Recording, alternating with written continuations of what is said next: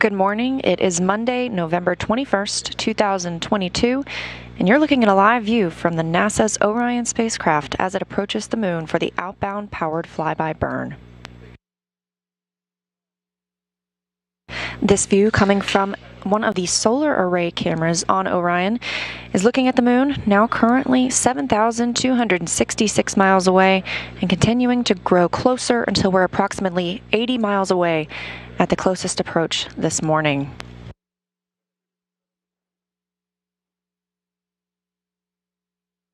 The outbound powered flyby will begin at 7:44 a.m. Eastern Time, with that closest approach targeted for 7:57 p.m. We expect to lose communication with the spacecraft as it passes behind the moon for approximately 34 minutes, starting at 7:26 a.m., but we'll stay live the entire time and await for the Goldstone ground station, part of NASA's Deep Space Network, to reacquire the satellite communication from the spacecraft once it emerges from behind the moon.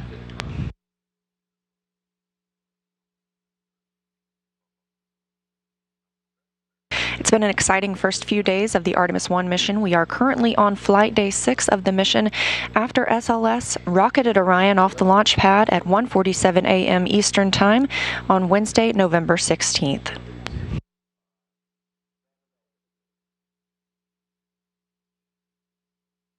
Since then, we've seen several successful outbound trajectory correction burns.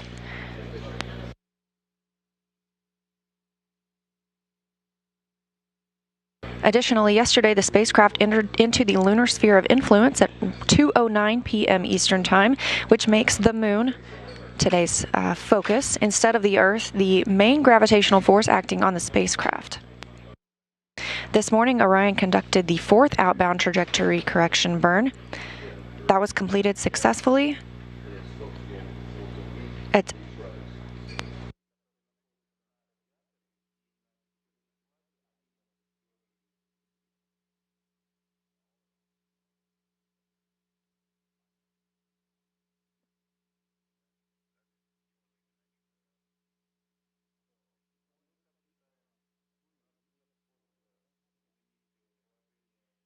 outbound trajectory correction burn was completed successfully this morning at 1:44 a.m.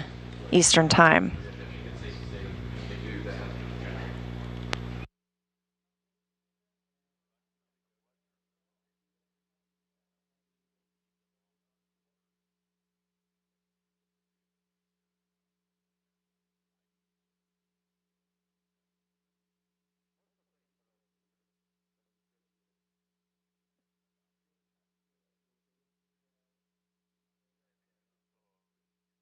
As I mentioned, Orion continues to grow closer to the moon. We are now only 7,166 miles away. That's a change of 100 miles since our first check-in this morning. You can track Orion's place in the flight all throughout at nasa.gov/track Artemis. As we grow closer to the moon, of course, we continue to distance ourselves from Earth, now over 233,429 miles away. Orion traveling at 415 miles per hour.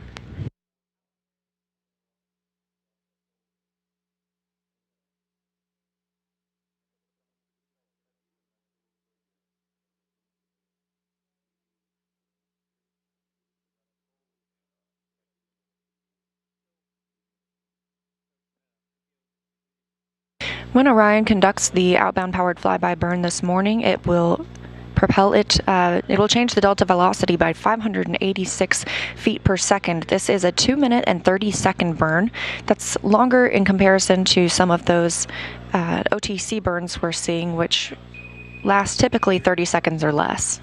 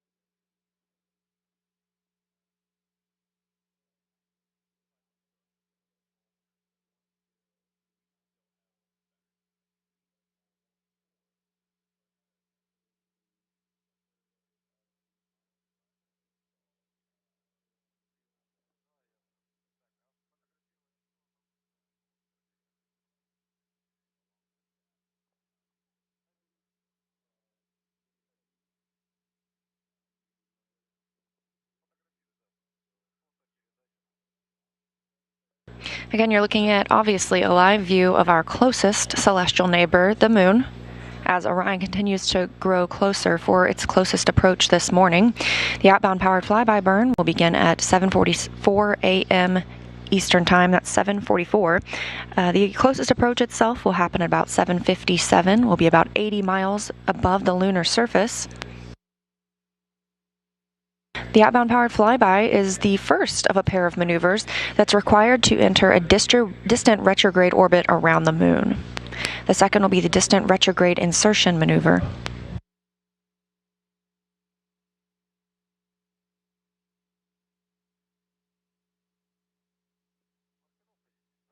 Distant retrograde insertion will happen on Friday.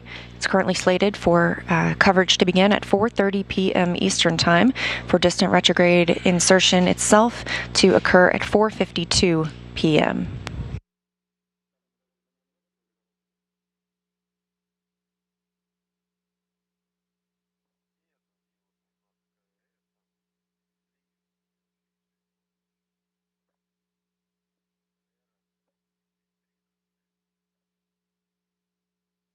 Just yesterday, we entered the lunar sphere of influence at 2:09 p.m. Eastern Time. We'll remain in that sphere of influence, meaning the moon has the greatest gravitational pull on Orion until we prepare for distant retrograde insertion. So we anticipate to exit the gravitational sphere of influence of the moon on Thursday, November 24th.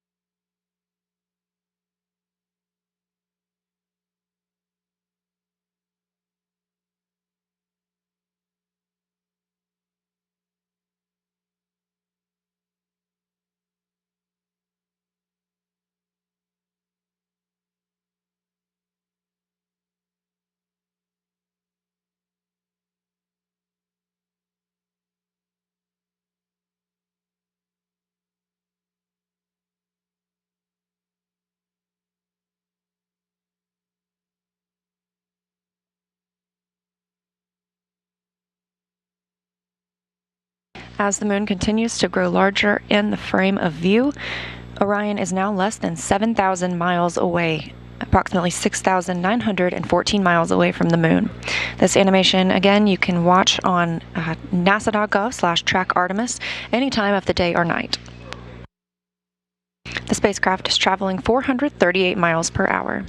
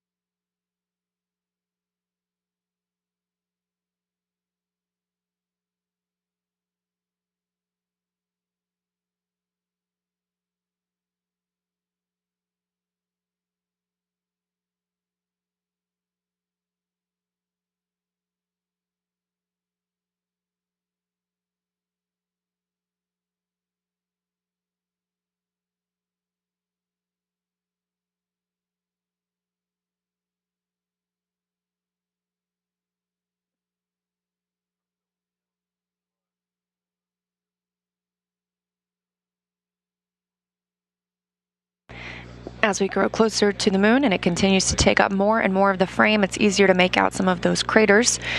And again, this is a view from a camera mounted on the tip of one of the wings of Orion's solar arrays. There are 4 solar arrays on Orion, and in total, they can generate about 11 kilowatts of power.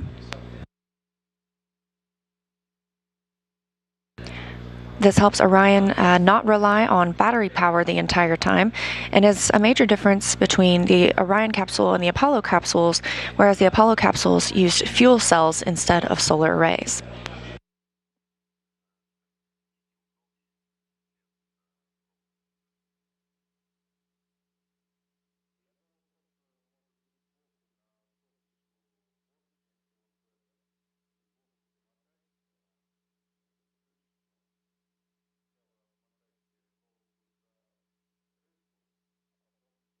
We're now 6,700 miles away from the moon.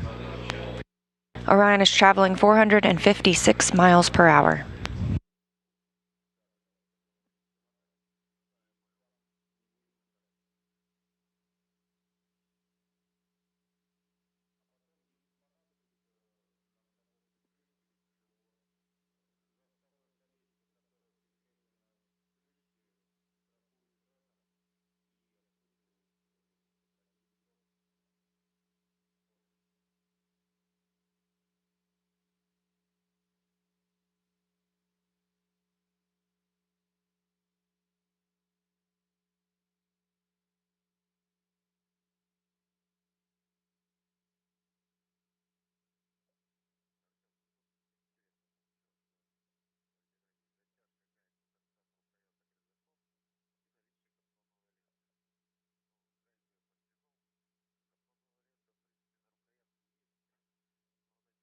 Again, today we are covering the outbound powered flyby, currently scheduled for 2 hours and less than 14 minutes from now.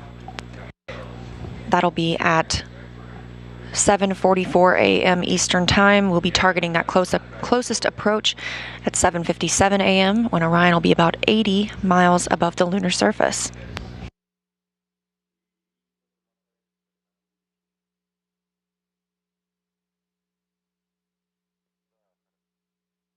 Outbound powered flyby is a 2-minute and 30-second burn. This is the longest planned burn for Orion until the return powered flyby, currently targeted at about 3.5 minutes.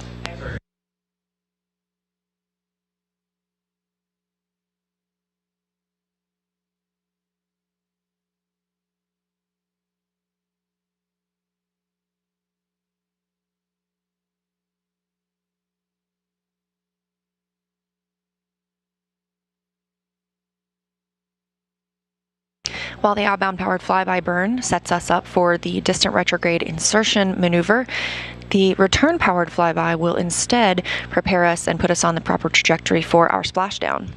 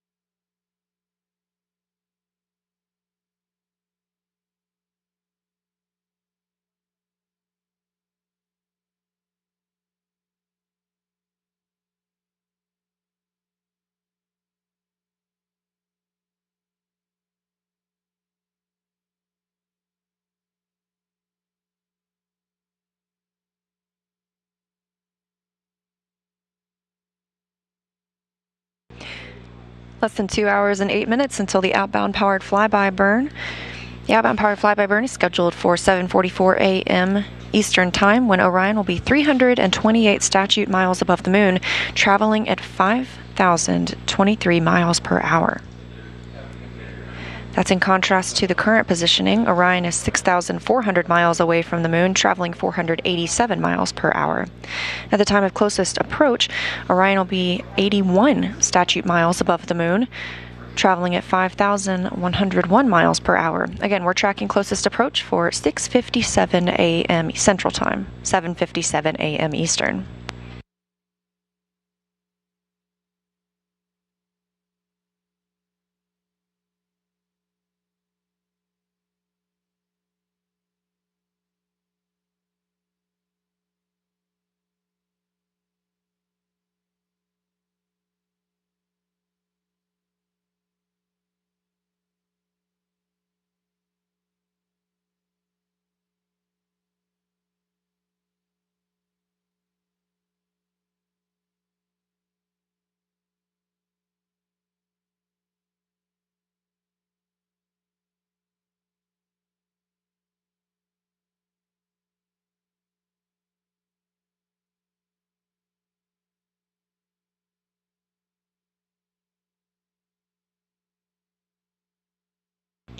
And even though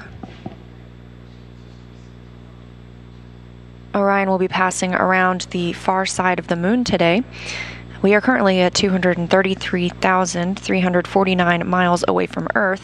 This will not be our greatest distance from Earth during the mission. That will occur when Orion is in the distant retrograde orbit on next Monday, November 28th at 3:05 p.m. Central Time, 4:05 p.m. Eastern at 268,552 miles.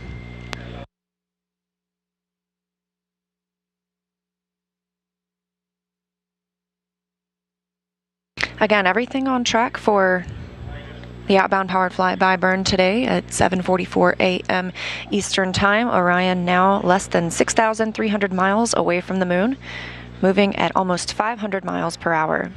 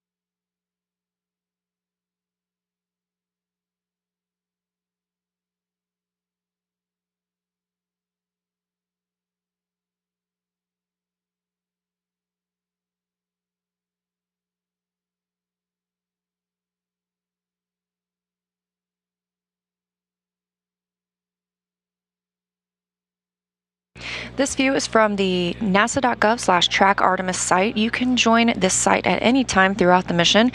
We are keeping you updated 24/7 as we continue our journey around the moon and back to Earth. You'll be able to track the velocity, distance from the Earth, and distance to the moon at any time you choose.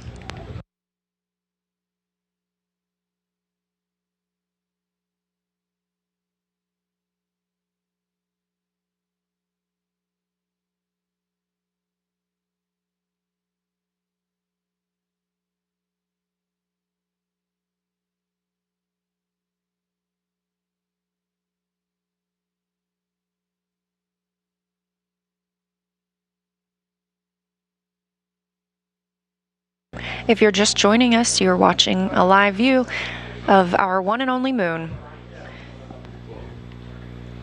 This view coming from a camera on the tip of one of Orion's 4 solar arrays. The spacecraft now 6,220 miles away from our closest celestial neighbor, traveling 507 miles per hour. Orion launched atop the SLS on November 16th at 1:47 a.m. Eastern Time. This is an uncrewed flight test. However, we do have some purposeful passengers on board. One of those is Munikin Campos, named after Arturo Campos, who was a valuable player during the Apollo 13 mission in Mission Control Houston.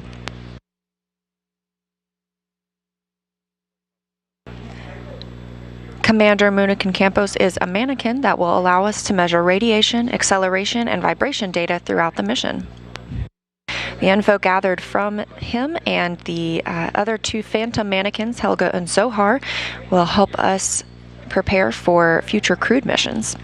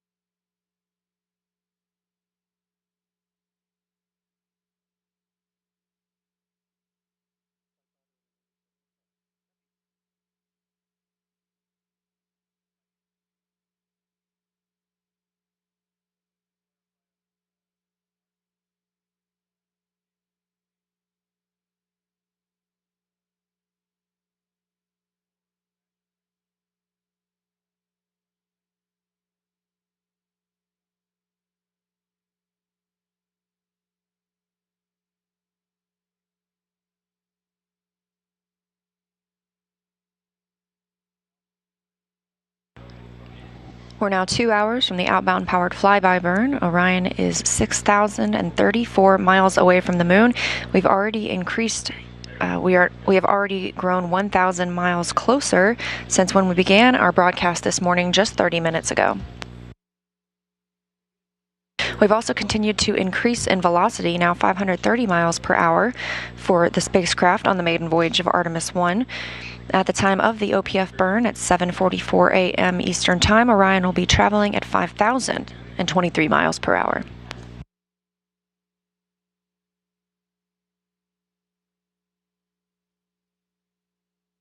The mission management team gave the go for Orion to conduct the outbound powered flyby maneuver on Saturday during their daily meeting. Teams are tracking no issues that would prevent the spacecraft from entering into distant retrograde orbit.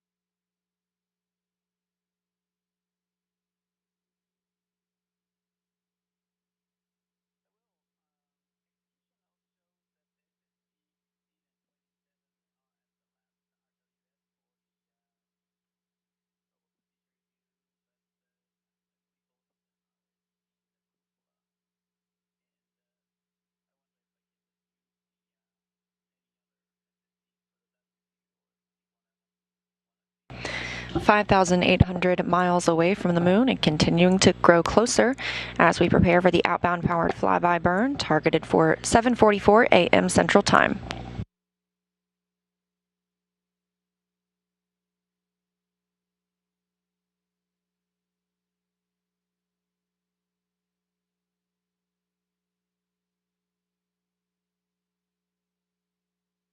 Again, the outbound powered flyby burn is the first of a pair of maneuvers that we need to enter that distant retrograde orbit beyond the moon.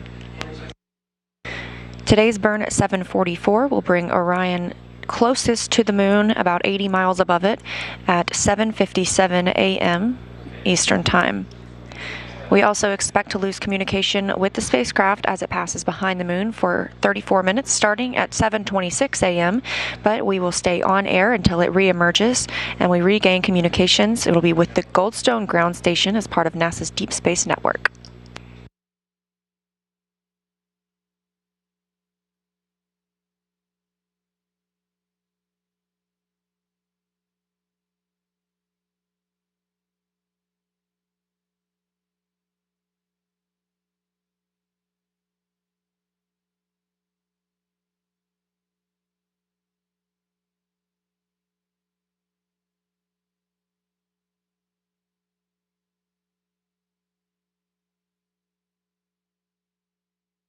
Orion entered the lunar sphere of influence yesterday at 2:09 p.m.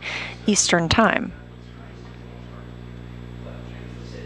That means the moon instead of the Earth is the main gravitational force acting on the spacecraft. Additionally, this morning, Orion completed the fourth outbound trajectory correction burn. These are pre-planned burns to keep Orion on course throughout the mission, and that fourth burn was executed at 7:44 a.m. 1:44 a.m. Eastern Time. We are targeting 7:44 a.m. for the outbound powered flyby.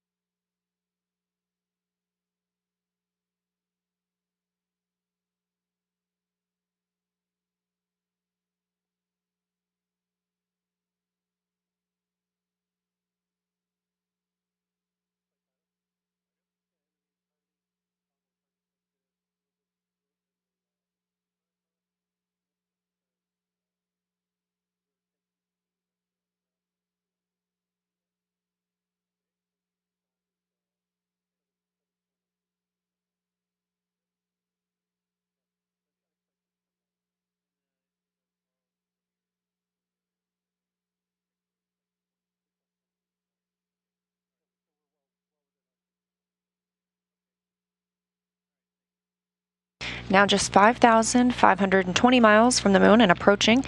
Again, this is nasa.gov/track Artemis. You can keep up with Orion's mission and its location during the flight at any time. We continue to increase in velocity as well, now approaching 600 miles per hour. And at the time of the outbound powered flyby burn, we'll be traveling at 5,023 miles per hour. Outbound powered flyby burn will be executed at 7:44 a.m. Eastern Time, 1 hour and 47 minutes from now.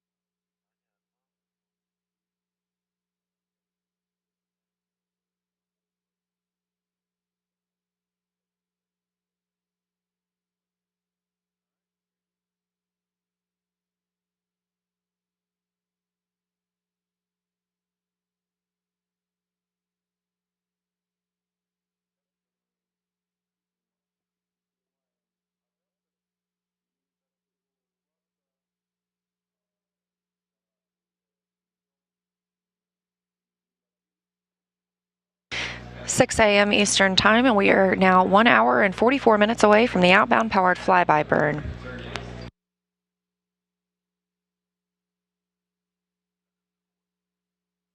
Orion is now 5,335 miles away from the moon and continuing to grow closer. traveling 619 miles per hour.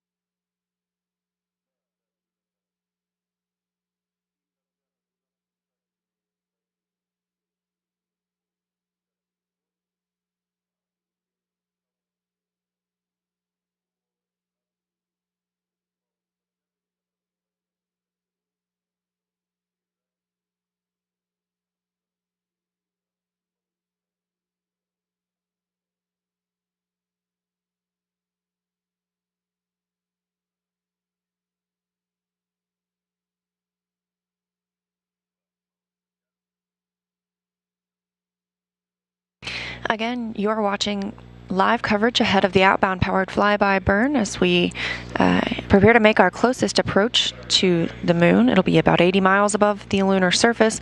This is the second burn that will be executed this morning. The first occurred successfully at 1:44 a.m. Eastern Time. That was the OTC-4 burn, which stands for Outbound Trajectory Correction Burn, ensuring Orion is on the proper path for its future mission.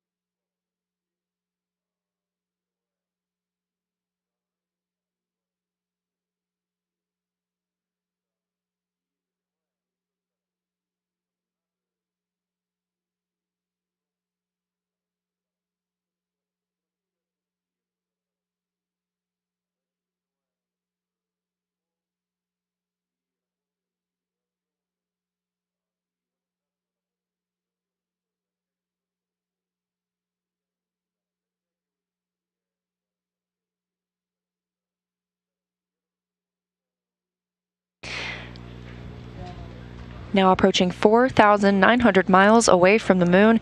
Again, a large distance change in the time that we've been on air, less than an hour now. We originally started at over 7,000 miles away from the moon. We're traveling at 684 miles per hour. And just to put it in perspective, we are now 233,190 miles away from Earth.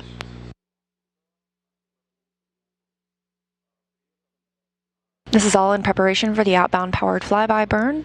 That'll be at 7:44 a.m. Eastern, 1 hour and 34 minutes from now. Teams are tracking no issues ahead of the outbound powered flyby burn. This is the first of two maneuvers that will put us in the distant retrograde orbit beyond the moon.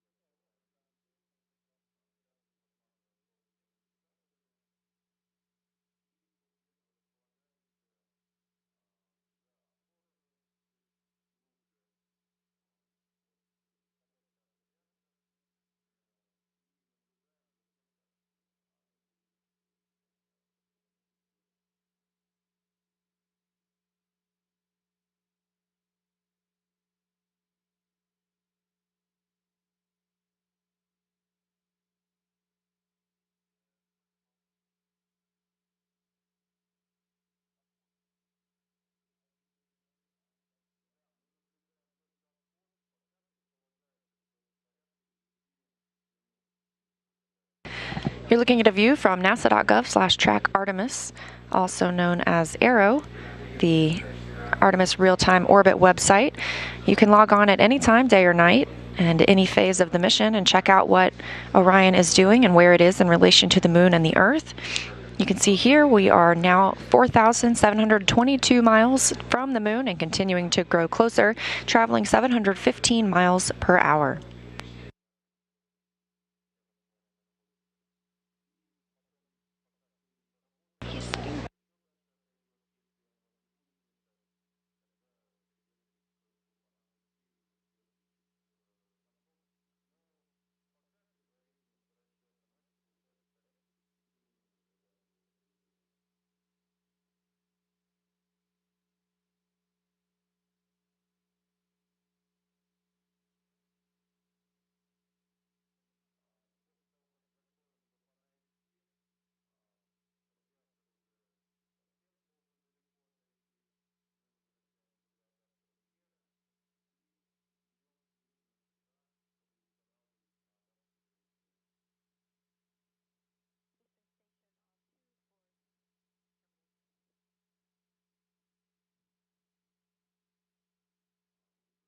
Now less than an hour and a half until the outbound powered flyby burn.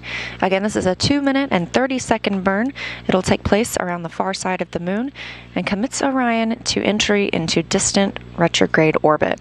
There's a second part that's necessary, the distant retrograde insertion burn. That'll happen on Friday, November 25th, and that'll put us in the proper distant retrograde orbit.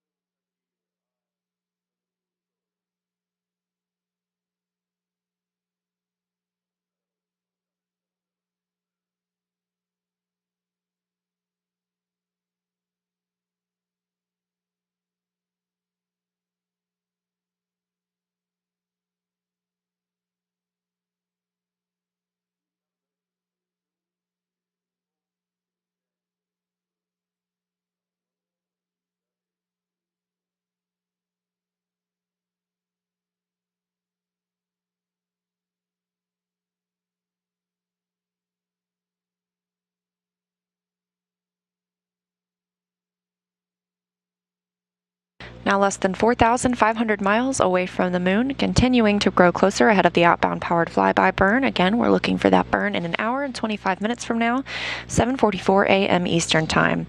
Orion is traveling at 757 miles per hour. This is a live view from the spacecraft itself. It is from a camera mounted on one of the solar array wings.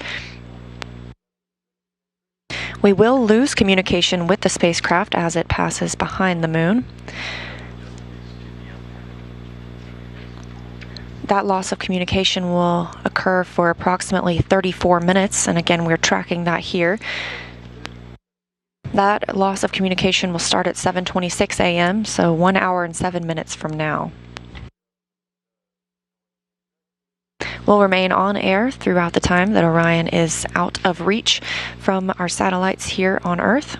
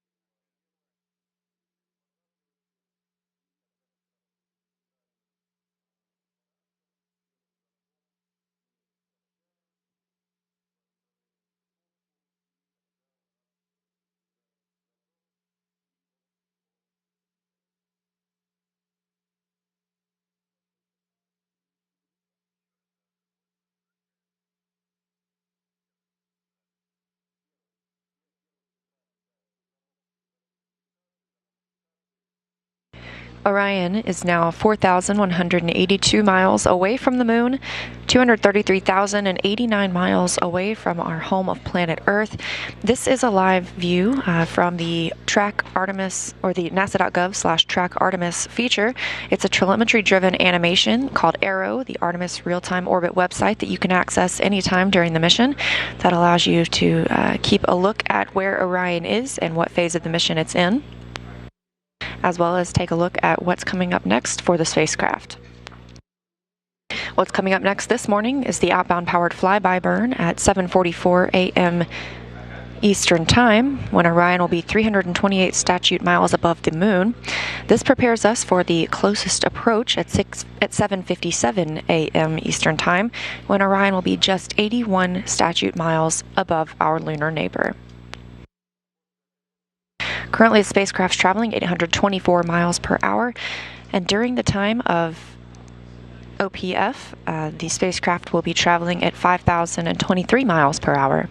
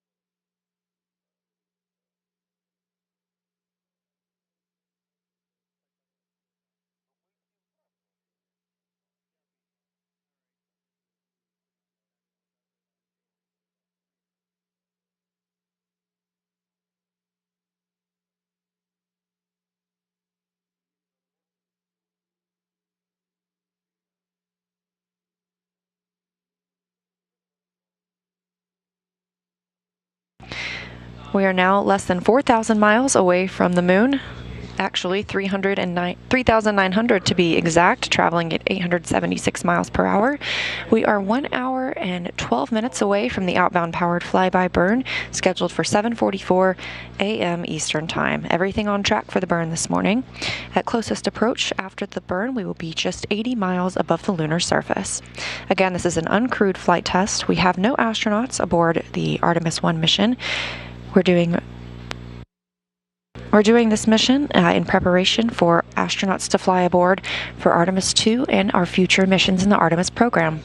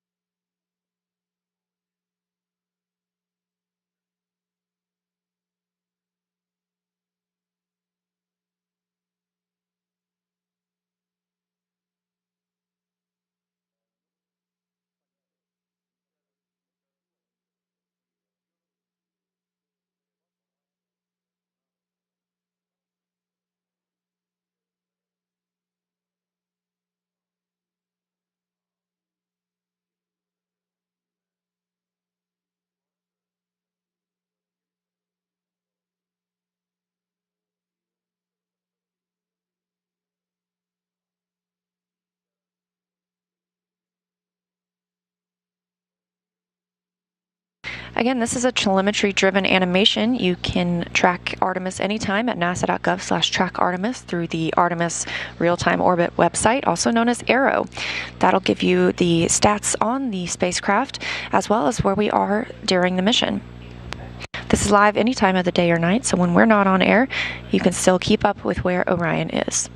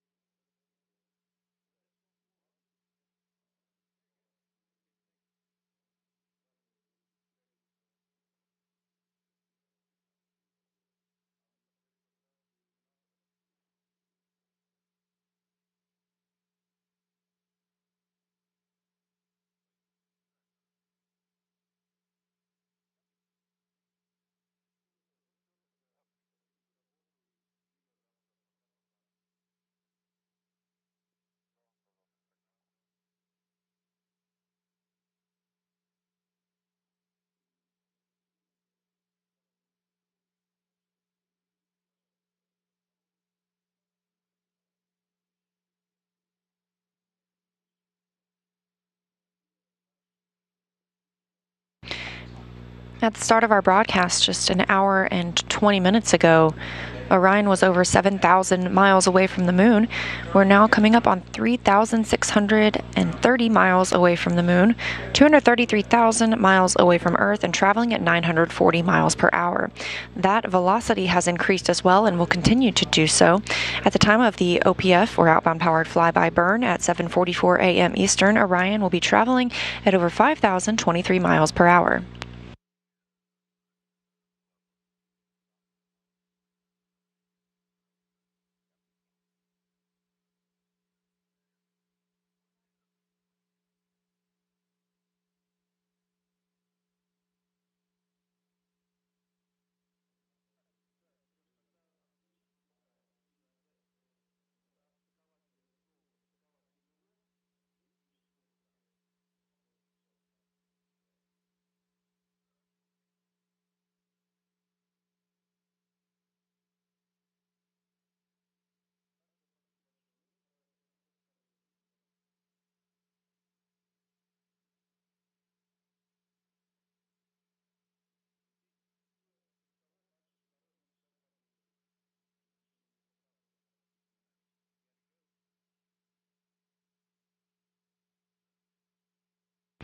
We're tracking outbound powered flyby burn to take place 1 hour and 6 minutes from now.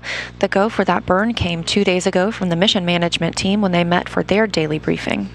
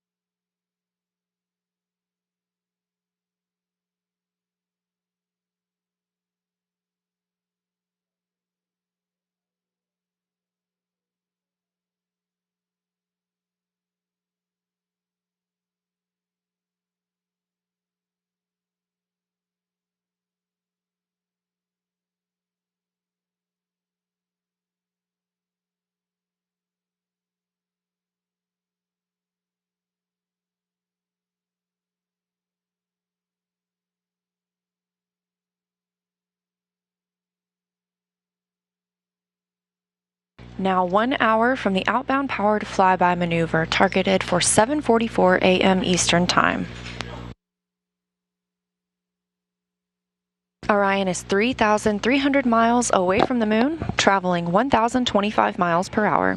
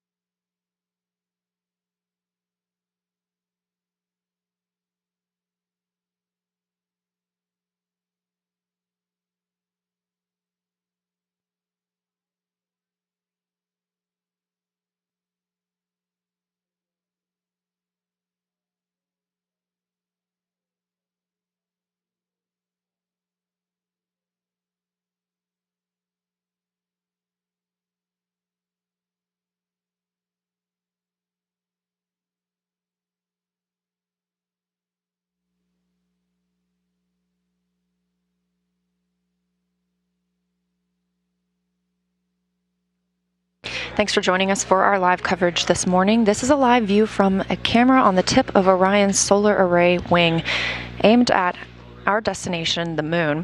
We are now 3,098 miles away from the moon, traveling at 1,085 miles per hour, just 56 minutes away from the outbound powered flyby. That outbound powered flyby is targeted for 7:44 a.m. Eastern Time.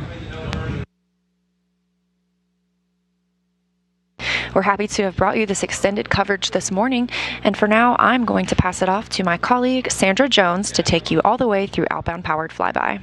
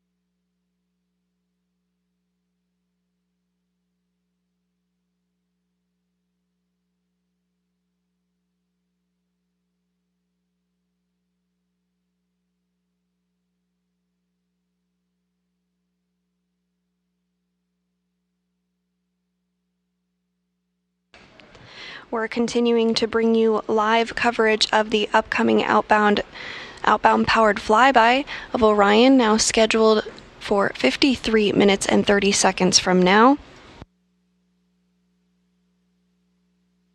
Orion is already in the moon's sphere of influence, and yesterday the team completed a successful outbound trajectory correction burn. This burn helps set us up for the OPF burn, again coming up in about 53 minutes from now.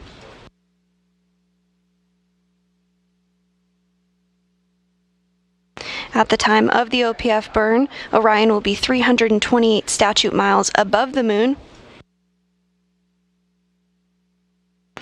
And then just a short time from then, Orion will complete its closest approach to the moon at 81 miles above the lunar surface. Now, during this time, we will not have signal with Orion because it will be traveling behind the backside of the moon.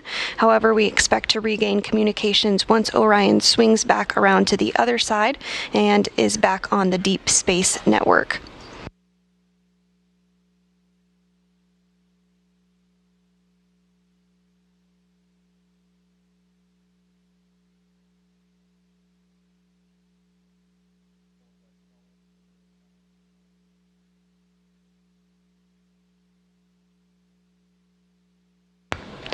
The outbound powered flyby will send Orion close enough to the lunar surface to leverage the moon's gravitational force and swing the spacecraft once around the moon toward entry into what we call a distant retrograde orbit.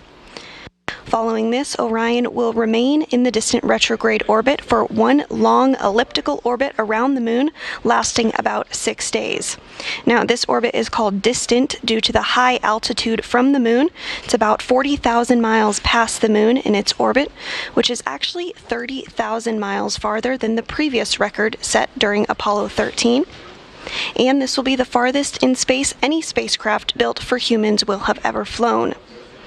This orbit is also called retrograde because Orion will be traveling around the moon opposite the direction the moon travels around the Earth. This DRO provides a highly stable orbit where little fuel is required to stay for an extended trip in deep space in order to put Orion's systems through its paces and to the tests in an environment far from Earth ahead of crewed flights.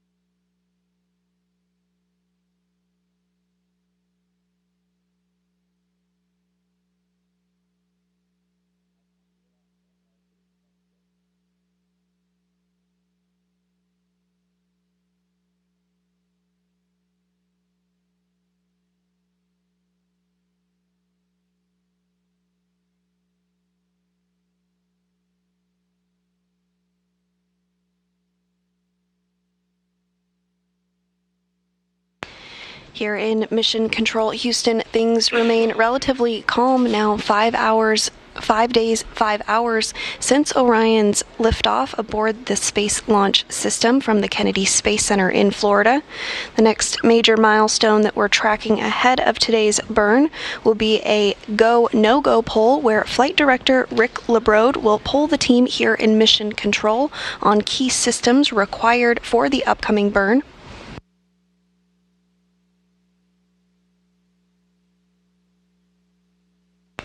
On your screen, you're continuing to get a live view of the moon taken from one of the solar array wing or SAW cameras on board the Orion spacecraft.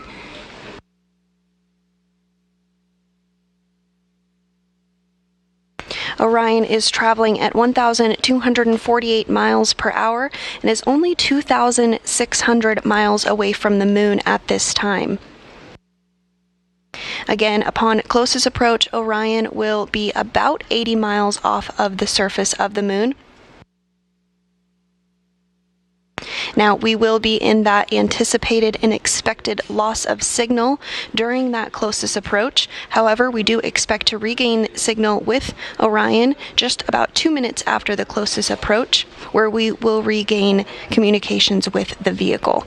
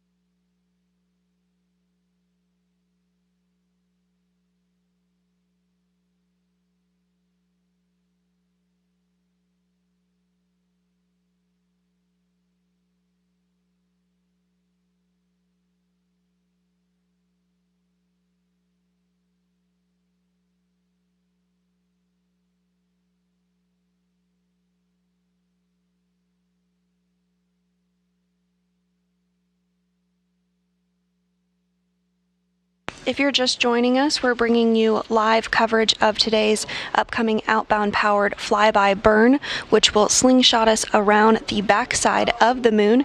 You are continuing to get views of the moon in real time here on your screen from a solar array wing camera on board Orion.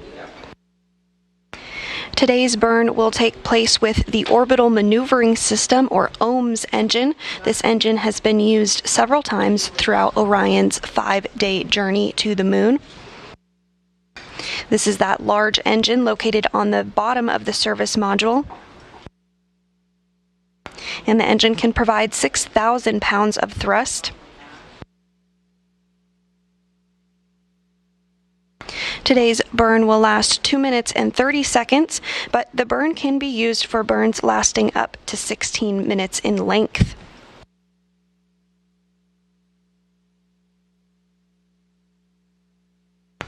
The OMS engine onboard Orion is a repurposed Space Shuttle Orbital Maneuvering System engine that has flown in space before. It flew on 19 Space Shuttle flights, beginning with STS-41G in October of 1984 and ending with STS-112 in October of 2002. Now, the OMS engine is not the only engine on board the Orion spacecraft. There are also 8 auxiliary engines. These are located on the bottom of the service module as well, but in 4 sets of 2. These are used to provide trajectory corrections and as a backup to the main engine, and each engine provides about 100 pounds of thrust.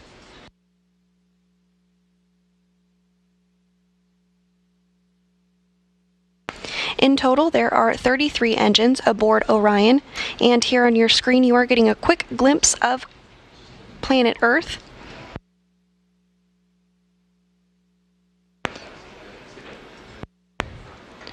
We do expect to regain those videos and imagery here shortly, but for now you're looking at a telemetry-driven animation of Orion and its location. As you can see here on your screen, speed continuing to pick up, now at 1,369 miles per hour. Over 232,000 miles from home, but only 2,000 miles away from the moon. Again, at closest approach will be just over 80 miles above the lunar surface, continuing to close in on the backside of the moon.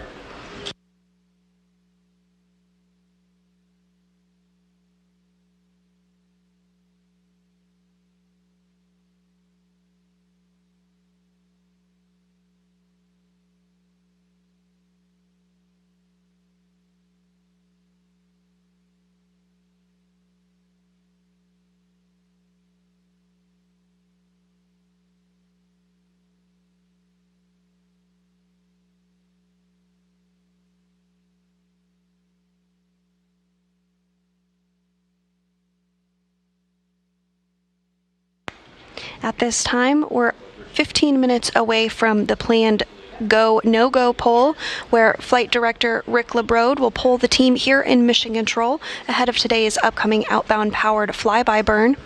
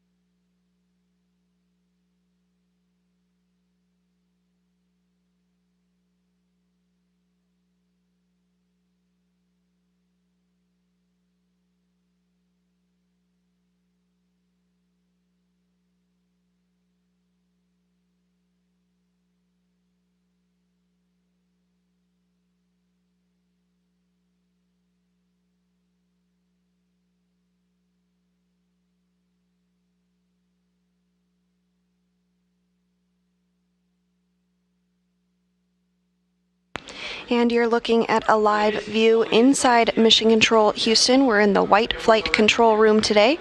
There in the center of your screen, who just sat down, is Flight Director Rick LeBrode, who is leading the team here in Mission Control this morning.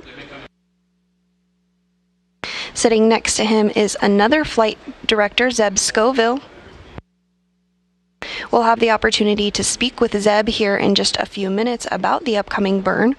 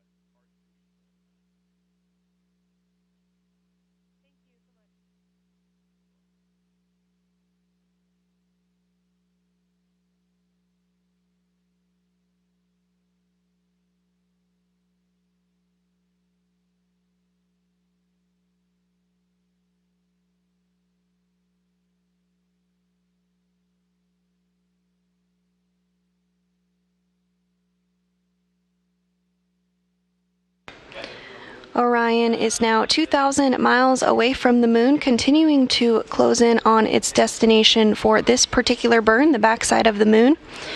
The outbound powered flyby is the goal of today's operation. This outbound powered flyby will send Orion close enough to the lunar surface to leverage the moon's gravitational force and swing the spacecraft once around the moon toward entry into distant retrograde orbit. Following this, Orion will remain in the distant retrograde orbit for one long elliptical orbit around the moon, which will last about 6 days. Following this, Orion will perform a similar maneuver called the return-powered flyby, which will put it on the trajectory to return back to Earth ahead of a splashdown in the Pacific Ocean on December 11th.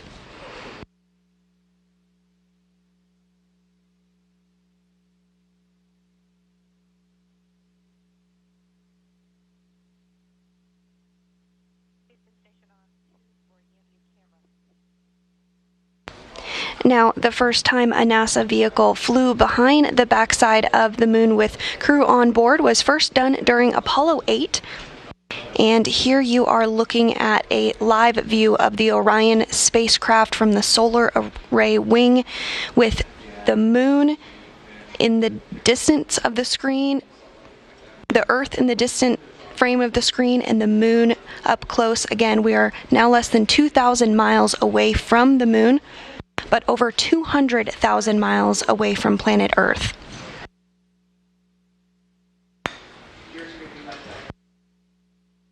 Orion started its journey 5 days ago from the Kennedy Space Center in Florida, where it launched aboard the Space Launch System. Orion has been traveling to the moon ever since, performing checkouts of its systems, as this is an uncrewed test flight. It's critical that NASA tests out the hardware and systems aboard Orion ahead of flying a crew on board Artemis 2.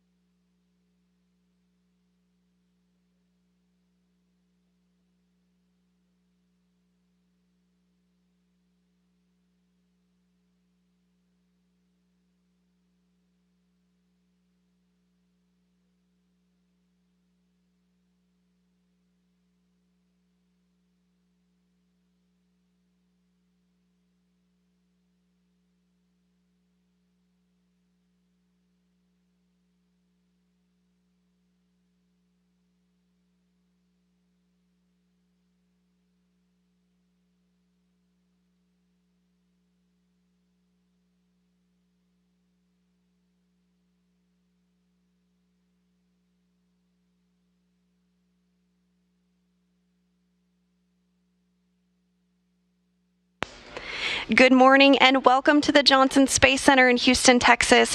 I'm NASA's Sandra Jones and we're bringing you live coverage from Mission Control Houston of the upcoming outbound powered flyby in which Orion will fly behind the moon and perform a burn utilizing the Orbital Maneuvering System engine, which was checked out on Tuesday following launch of Orion atop the Space Launch System. The engine has been performing well and has completed a series of additional expected trajectory correction burns, and all spacecraft systems are performing well now over 5 days into the flight of Artemis 1. Today we're in the white flight control room where Flight Director Rick LeBrode is leading the team on console for today's flyby and burn. Just moments ago, Flight Director Rick LeBrode pulled the team here in Mission Control, and we are go for the OPF burn. We do expect to lose signal of Orion as it travels behind the backside of the moon, as the moon will be blocking the direct sight to the Deep Space Network.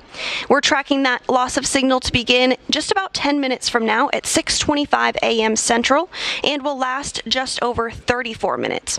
While in the loss of signal, the outbound powered flyby will take place with the Orbital Maneuvering System engine at 6:44 a.m. Central. The outbound powered flyby will send Orion close enough to the lunar surface to leverage the moon's gravitational force and swing the spacecraft once around the moon toward entry into distant retrograde orbit. Following this, Orion will remain in the distant retrograde orbit for one long elliptical orbit around the moon, lasting about 6 days.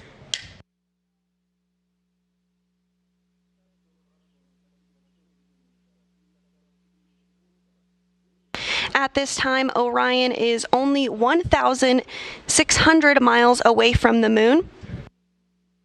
And you see this view on your screen as Orion continues to approach the backside of the moon, now traveling at over 1,776 miles per hour. And on the lower middle of your screen, you do see that's us, that's home. 232,000 miles away from Earth. Orion launched from the Kennedy Space Center in Florida 5 days ago. And we are now 25 minutes away from the outbound powered flyby maneuver.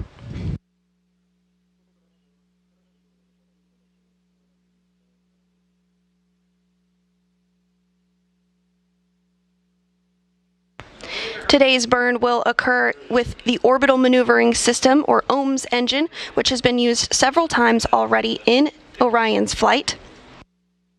The OMS engine is located on the bottom of the service module and is the largest engine aboard Orion. It can provide 6,000 pounds of thrust and is equipped to help steer the spacecraft and can be used in some abort cases if necessary to safely return Orion to Earth. Now, today's burn will last for 2 minutes and 30 seconds, but the OMS engine can fire for up to 16 minutes. The OMS engine is a repurposed Space Shuttle Orbital Maneuvering System engine that has flown in space several times before, 19 times in fact, beginning on Space Shuttle Flight STS-41G in October of 1984 and ending with STS-112 in October 2002.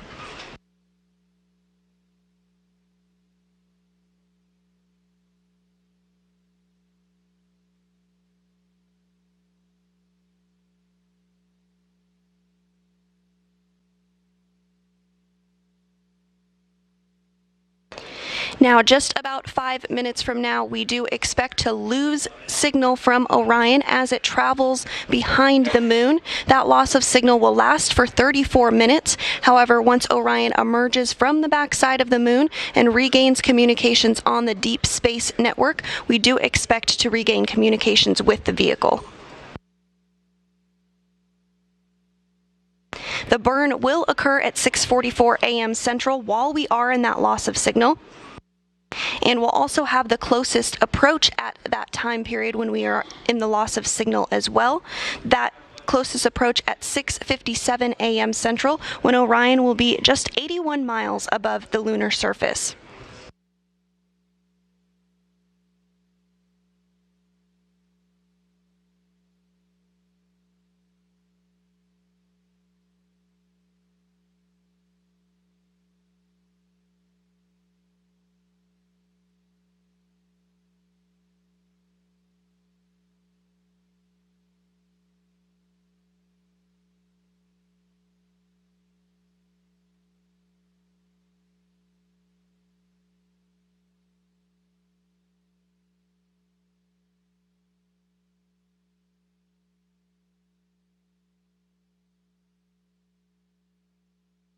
Again, if you're just joining us, you are looking at a view from the Solar Array Wing or SAW camera on board the Orion spacecraft, which is 5 days into its mission, just 1,400 miles away from the moon. We'll continue to see the moon grow larger in the frame here in the next couple of minutes before we do lose signal from Orion as it flies behind the moon. Now you are seeing the Earth, you are seeing home, you are seeing yourself in that image right there, as Orion is 232,000 miles away from planet Earth.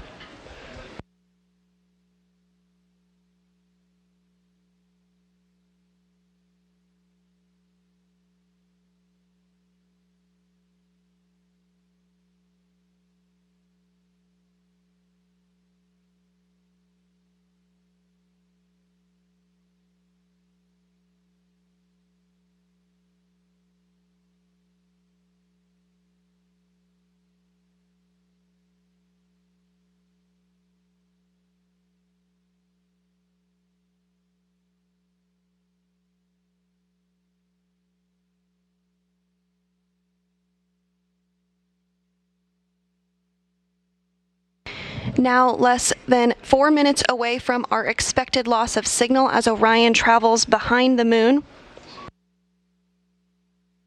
While behind the moon, Orion will perform the outbound powered flyby, which the team here in Mission Control is ready for. Flight Director Rick LeBrode pulled the team. Everyone is pulling go. Everything still on track for the outbound powered flyby burn, now 20 minutes away.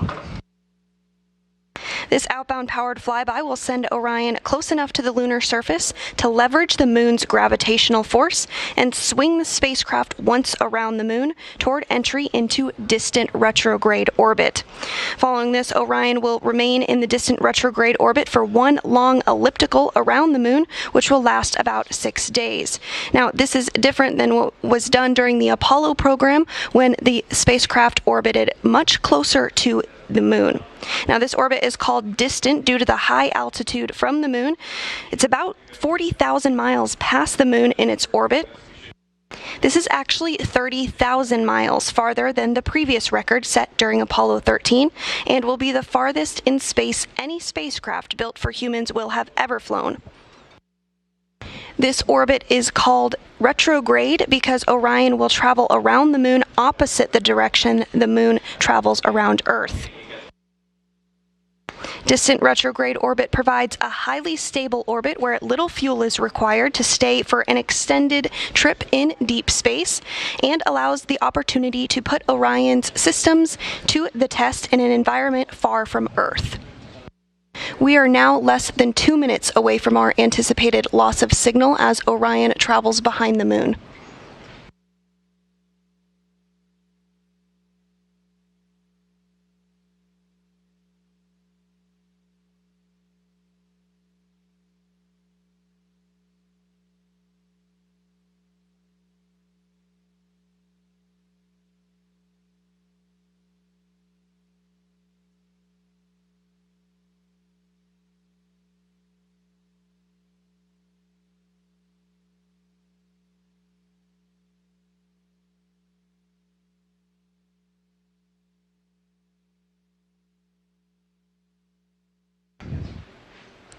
As we continue to get live views here for the next minute or so, we will potentially see the Earth start to go just behind the moon as Orion travels behind the moon. We will not have Earth views, of course, because the moon will be blocking the Orion spacecraft. However, we do anticipate an acquisition of signal at 6:59 a.m. Central. It's about a 34-minute loss of signal, at which point we hope to regain communications with the spacecraft.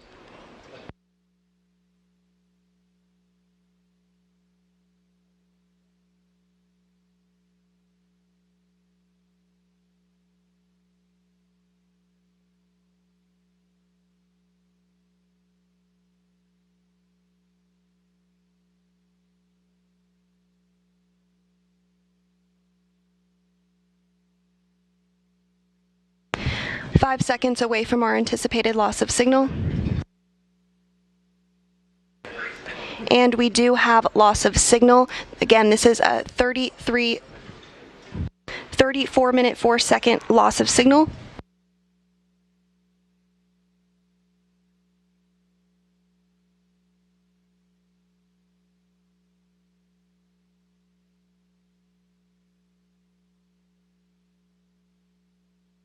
Orion is now behind the moon, and we are in a period of anticipated loss of signal. This is because the moon is blocking the signal to the Deep Space Network. We are looking ahead to the outbound powered flyby burn, which will take place with the orbital maneuvering system in less than 17 minutes from now at 6:44 a.m. Central.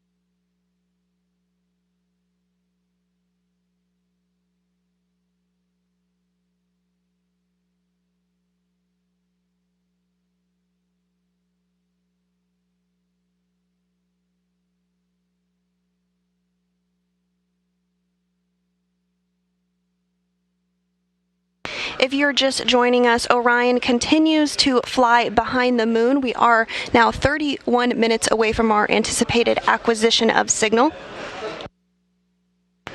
and just 15 minutes away from today's outbound powered flyby.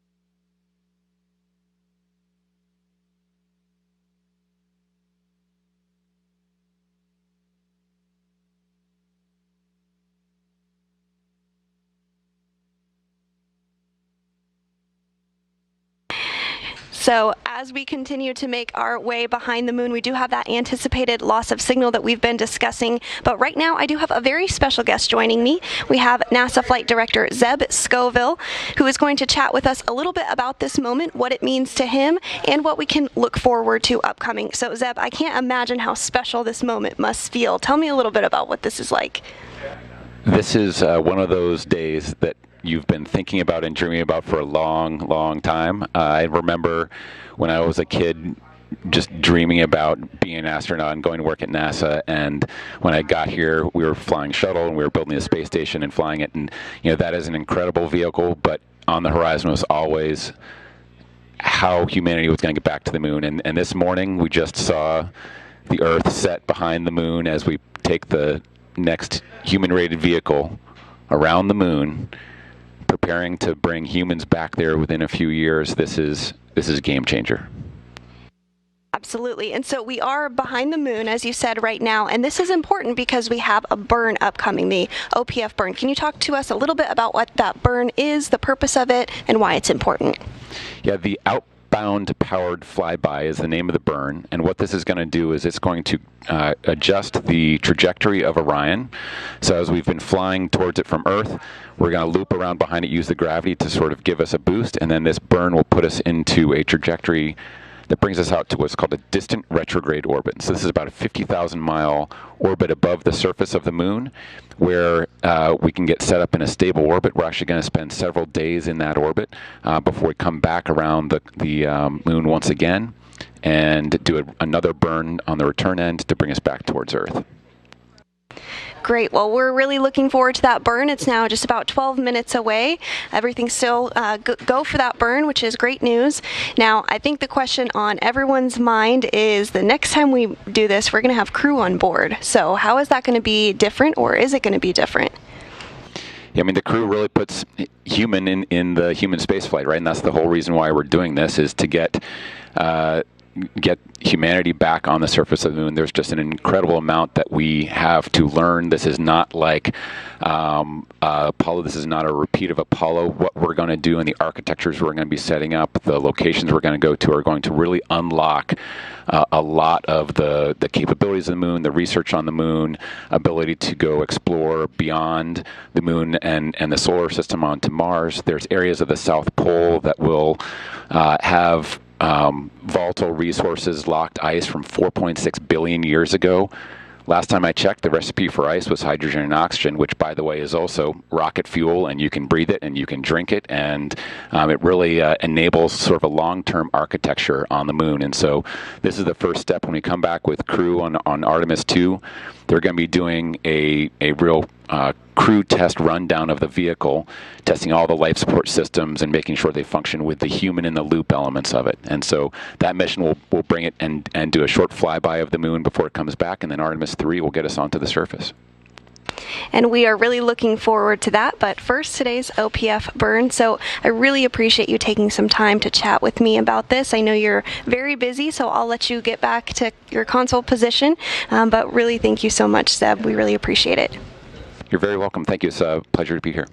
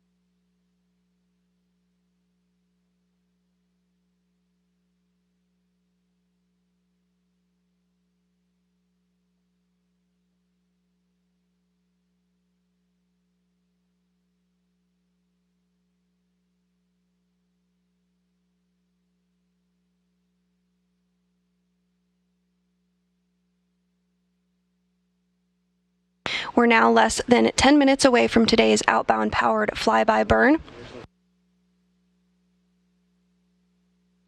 As you see in this graphic on your screen that is driven by real-time telemetry, we are about 830 miles away from the moon.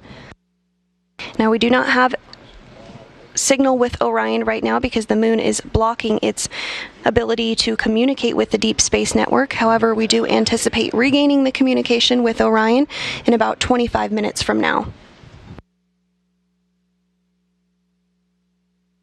But before then will be the moment we've all been waiting for, the OPF burn, which is slated to occur at 6:44 a.m. Central, just 8 minutes from now.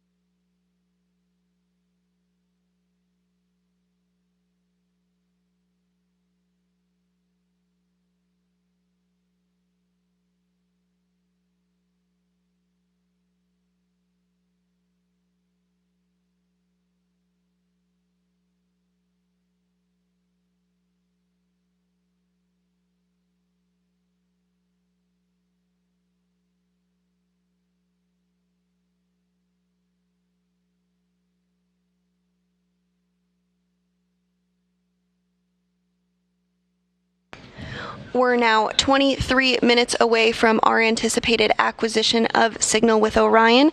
Again, the vehicle continues to fly behind the moon. It is now 764 miles above the lunar surface, but at the time of closest approach will be 81 miles above the surface. Now, we do have the outbound powered flyby burn coming up in about 6 minutes and 40 seconds from now. But this maneuver was first done during Apollo 8 on Christmas Eve 54 years ago. Apollo 8 was the first crewed spacecraft to leave low Earth orbit and the first human spaceflight to reach the moon.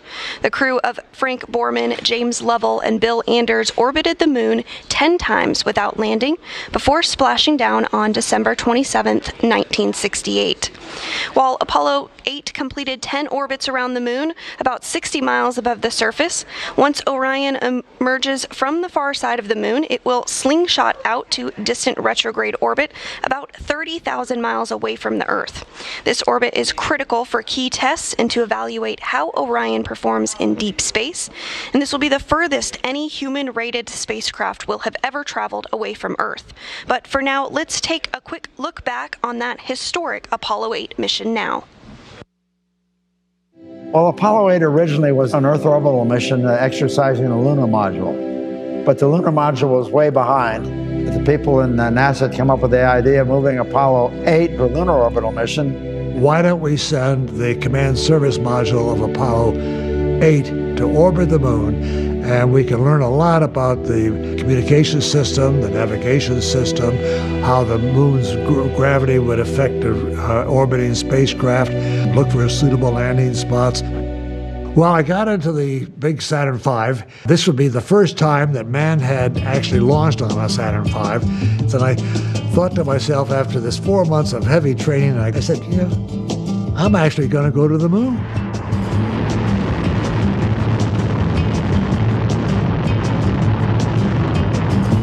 We had orbited the Earth, first of all, to check our spacecraft out. Then, when everything was fine and the spacecraft looked fine to go to the moon, we lit the third stage for a second time. Trajectory and guidance are go, over. We could actually coast all the way to the moon. And after a while, you could look back and see the Earth getting smaller and smaller. People on Earth tend to call the far side of the moon the dark side, but that's a misnomer. On our flight, the moon was between the Earth and the sun, and the far side was lit by the sun. We saw the far side. We're like three school kids looking into a candy store window, I guess, just staring at the unnamed craters as they slowly passed us by. We were busy shooting pictures of the lunar surface for lunar landing sites for upcoming lunar landings. And then suddenly I looked out the window and here was this gorgeous orb coming up, and I thought, holy moly. And there over the lunar landscape was the Earth. The Earth was beautiful. It was the only thing in the whole universe that had any color. I had fought to have a long lens and color film. I didn't have a light meter, just banged off a dozen or so pictures, changing the f-stop each click. I put my thumb up to the window of the spacecraft, and I could completely hide the Earth behind my thumb. The Earth is a mere speck in the Milky Way galaxy. And from the crew of Apollo 8, we close with good night, good luck, a Merry Christmas, and God bless all of you on the good Earth.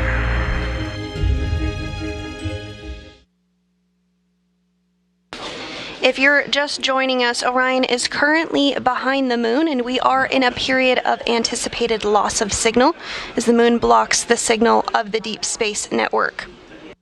We are looking ahead to the outbound powered flyby burn, which will take place with the orbital maneuvering system about 2 minutes from now at 6:44 a.m. Central. At this time, Orion is about 670 miles above the lunar surface. During its time of closest approach, Orion will be about 81 miles above the surface of the moon.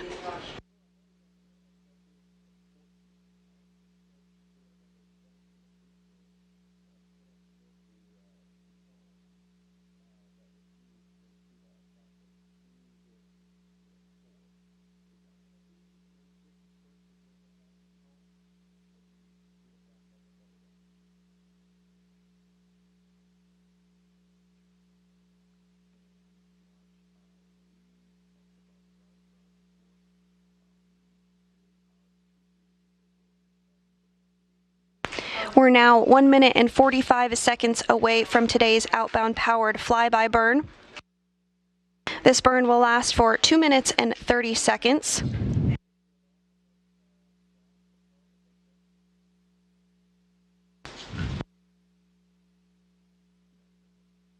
This burn will occur with Orion's Orbital Maneuvering System, or OMS engine, which was successfully checked out on Tuesday following the liftoff of Orion aboard the Space Launch System from the Kennedy Space Center in Florida. The OMS engine performing spectacularly so far. While this is the first flight for the OMS engine as a part of the Artemis program, it actually flew on 19 space shuttle flights, beginning with STS-41G in October 1984 and ending with STS-112 in October 2002. We're now just 40 seconds away from the OMS engine getting to flex its firing capabilities on the backside of the moon.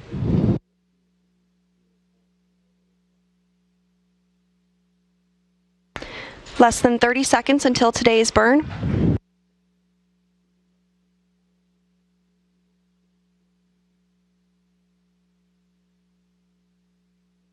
"15 seconds until the burn begins.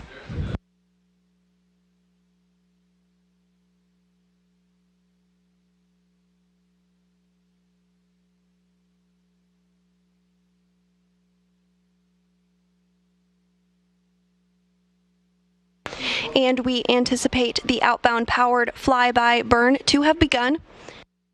Again, because we are behind the backside of the moon, we do not have communications with the Orion spacecraft just yet, but we do anticipate acquiring that signal in 15 minutes and 50 seconds from now. At that time, we should be able to evaluate performance of the OPF burn and have some more information about how the burn went. 30 seconds into the burn, 2 minutes remaining in today's outbound powered flyby burn.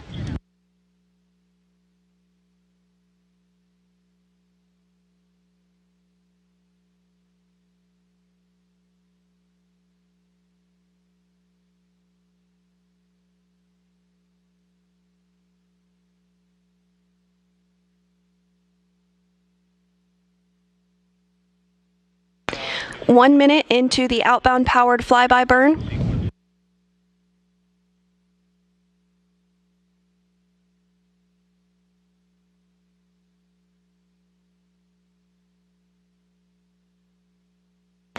This outbound powered flyby will send Orion close enough to the lunar surface to leverage the moon's gravitational force and swing the spacecraft once around the moon toward entry into that distant retrograde orbit.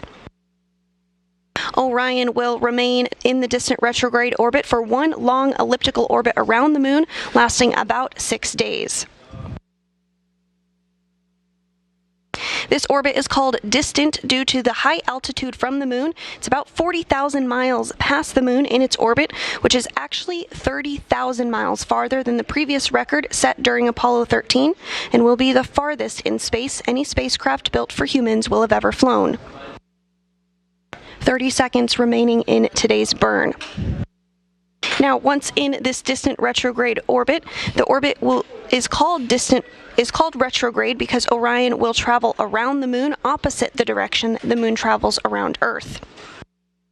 Distant retrograde orbit provides a highly stable orbit where little fuel is required to stay for an extended trip in deep space in order to put Orion's systems to the test in an environment far from Earth. And the outbound powered flyby burn should be complete.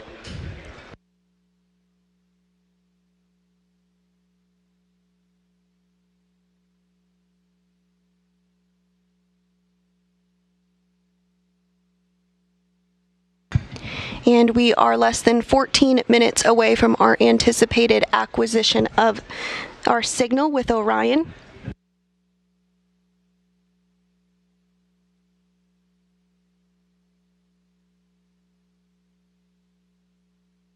The next milestone we'll look ahead towards in our coverage today is when Orion will complete its closest approach to the lunar surface. In 10 minutes from now, Orion will be flying 81 miles above the lunar surface. That closest approach occurring at 6:57 a.m. Central, 7:57 a.m. Eastern. Then just 2 minutes from the time of closest approach, we do anticipate our acquisition of signal.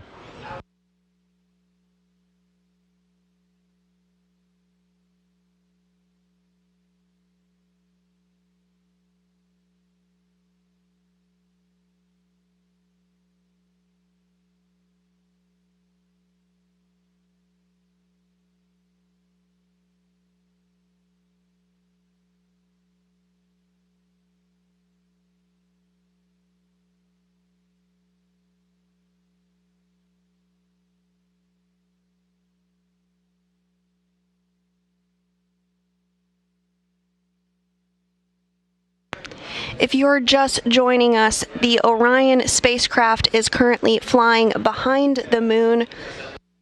We are in a period of loss of signal due to the fact that the moon is blocking Orion's ability to communicate with the Deep Space Network, but we do anticipate gaining signal on the Deep Space Network in 11 minutes and 30 seconds from now. At 6:44 a.m. Central Time, Orion's orbital maneuvering system engine completed a 2-minute and 30-second burn. This burn is called the outbound powered flyby burn. Now again, because we are behind the moon, we will not be able to have data from the Orion spacecraft to evaluate how the burn performance was, but we do expect to learn a little bit more about that once we come back behind the moon.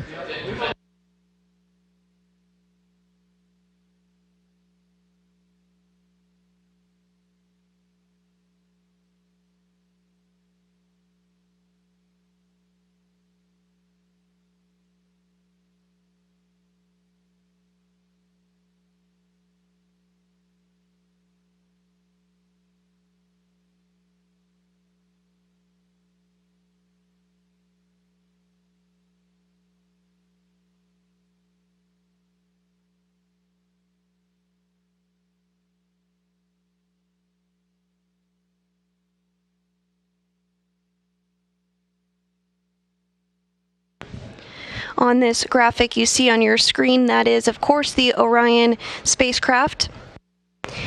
And the large engine that you see in the middle of the spacecraft there is the orbital maneuvering system. That was the engine that just performed the burn. We anticipate that burn to have lasted 2 minutes and 30 seconds. The OMS engine, or orbital maneuvering system engine, provides 6,000 pounds of thrust and can steer the spacecraft, and can be used in some abort cases to safely return Orion to Earth. And in this animation, you're also seeing some of the auxiliary engines on board Orion. These are also located on the bottom of the service module in 4 sets of 2. Each of these engines provides about 100 pounds of thrust.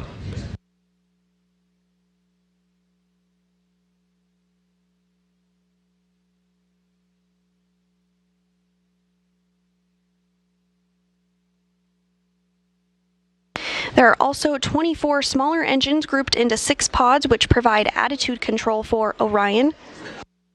They can be fired individually as needed to move the spacecraft in different directions and rotate it into different positions. So in total, the service module has 33 engines. But today's burn, again, we anticipate to have been...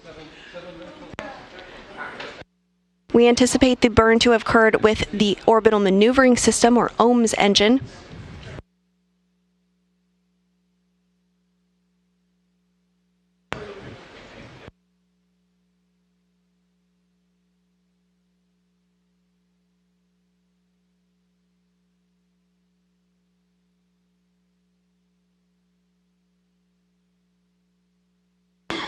We are now 5 minutes away from Orion's closest approach to the lunar surface.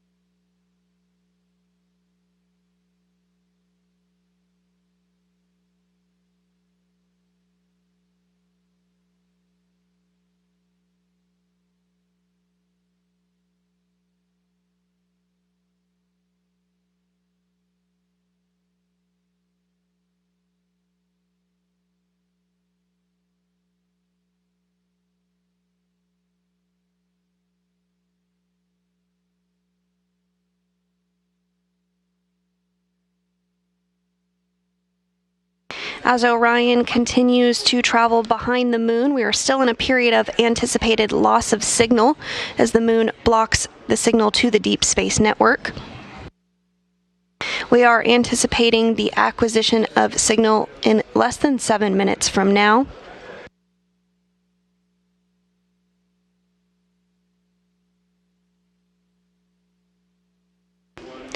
At 6:44 a.m. Central, just about 9 minutes and 30 seconds ago, commands were sent for the outbound powered flyby burn to occur with the Orbital Maneuvering System engine, or OMS engine, on board Orion, which sends Orion close enough to the lunar surface to leverage the moon's gravitational force and swing the spacecraft once around the moon toward entry into distant retrograde orbit. Following this, Orion will remain in the distant retrograde orbit for 1/2 elliptical orbit around the moon, which will last about 6 days.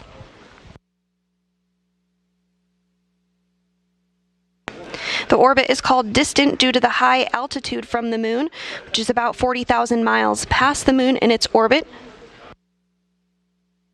This will be 30,000 miles farther than the previous record set during Apollo 13, and will also be the farthest in space any spacecraft built for humans will have ever flown. The orbit is called retrograde because Orion will travel around the moon opposite the direction the moon travels around Earth. Distant retrograde orbit provides a highly stable orbit where little fuel is required to stay for an extended trip in deep space in order to put Orion's systems to the test in an environment far from Earth. Now, this orbit is different than the orbit done during the Apollo program, in which the spacecraft and its crew orbited much closer to the lunar surface in a more circular fashion.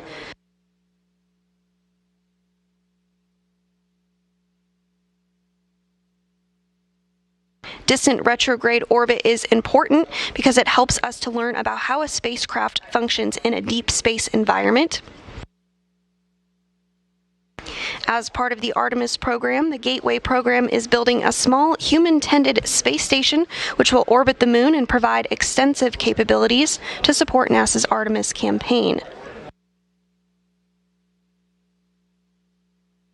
Gateway's capabilities for supporting sustained exploration and research in deep space include docking ports for a variety of visiting spacecraft, space for crew to live and work, and onboard science investigations to study heliophysics, human health, and life sciences, among other areas.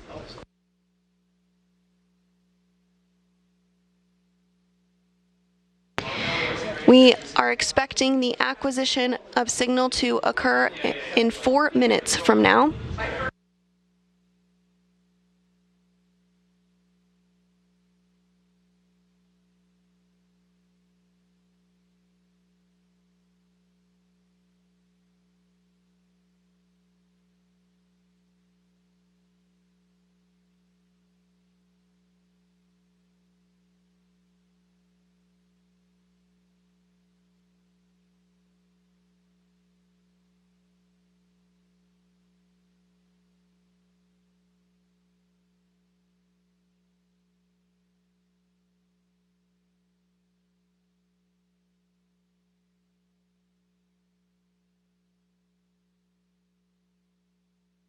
At this time, we do expect Orion to be completing its closest approach to the lunar surface. Orion should be just about 81 miles above the surface of our closest celestial neighbor.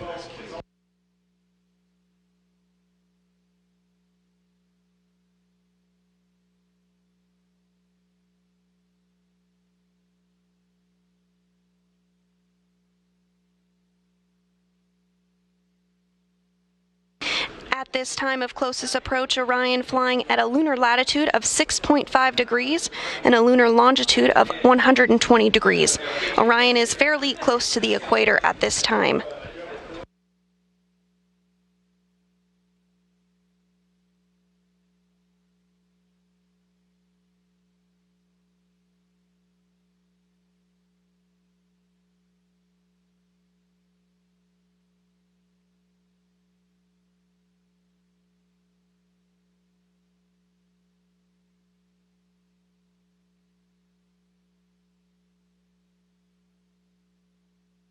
Now just 2 minutes away from our anticipated acquisition of signal.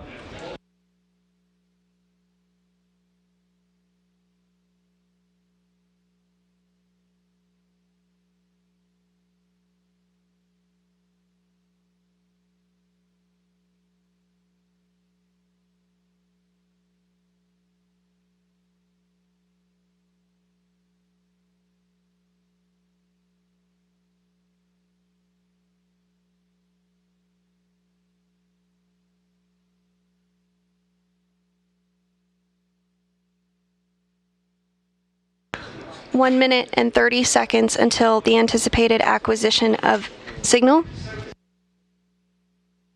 Again, Orion is currently flying behind the backside of the moon, having completed its closest approach at 6:57 a.m. Central, just 81 miles above the lunar surface.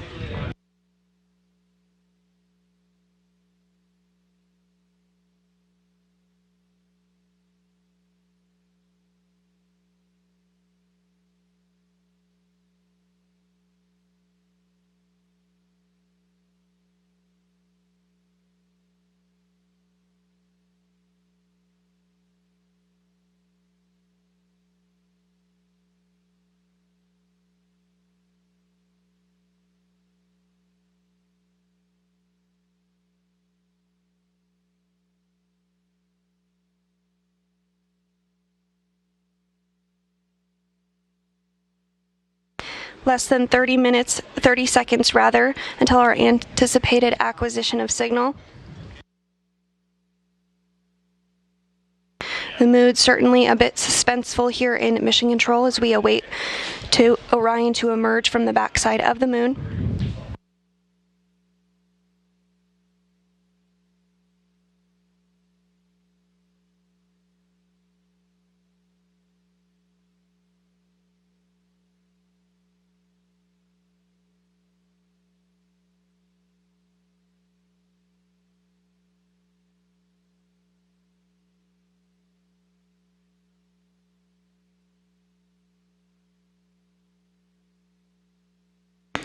We're standing by for acquisition of signal.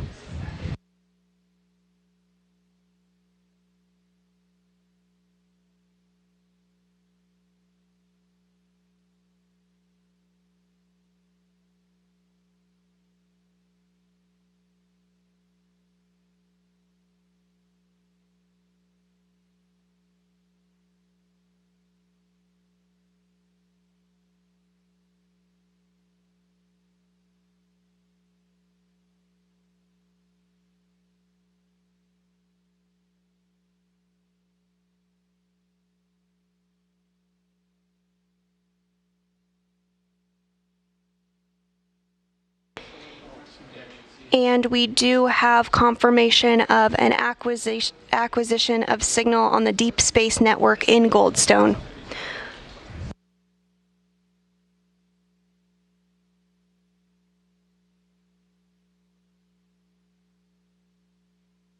This view on your screen of planet Earth taken from Orion's Solar Array Wing Camera, or SAW camera.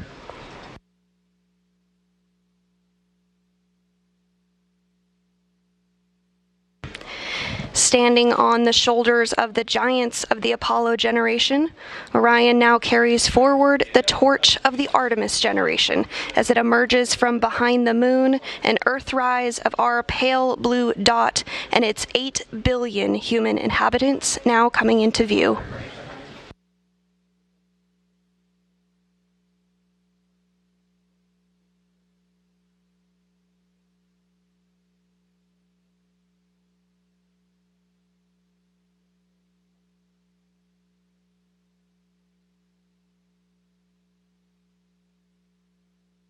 With the successful acquisition of signal from the Orion spacecraft, the team here in Mission Control, Houston, will evaluate the spacecraft systems to evaluate performance of the outbound powered flyby burn, which occurred 18 minutes and 50 seconds ago.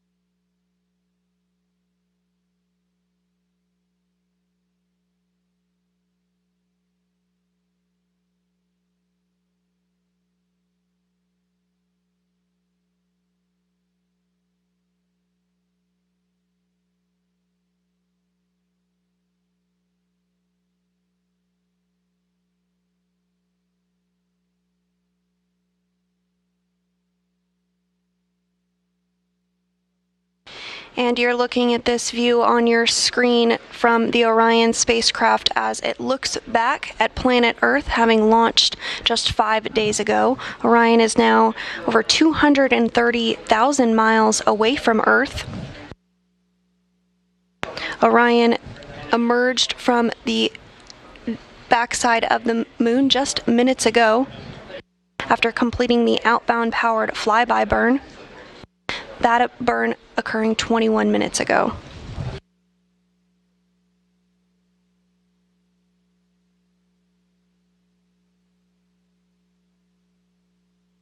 While behind the moon, Orion completed its closest approach to the moon at a distance of 80 miles above the surface.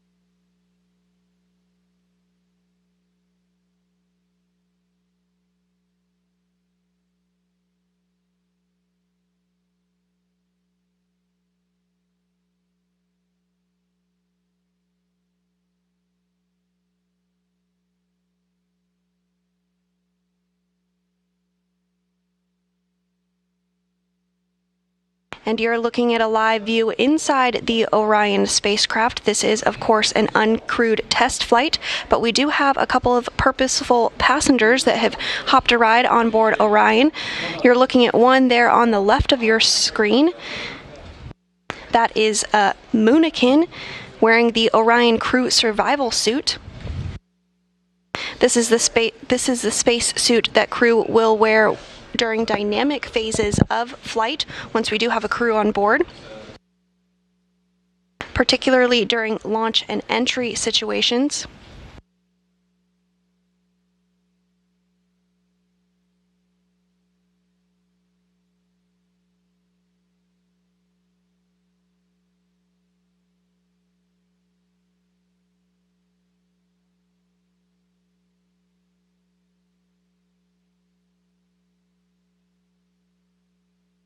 The OX, or Orion Crew Survival Suit, can help keep astronauts alive if Orion were to lose cabin pressure during the journey out to the moon. The OX is equipped to up to 6 days of life support systems as the crew makes their way back to Earth.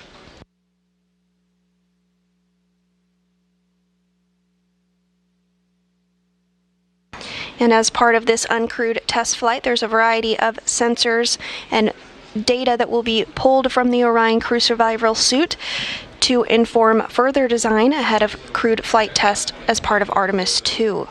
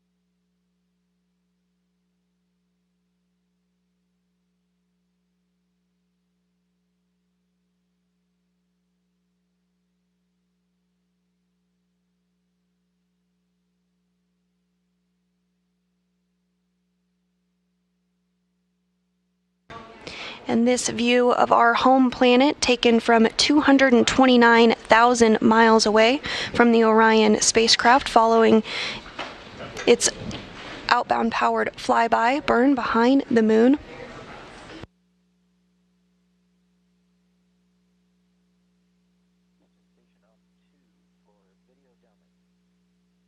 At its closest approach, Orion flew 81 miles above the lunar surface.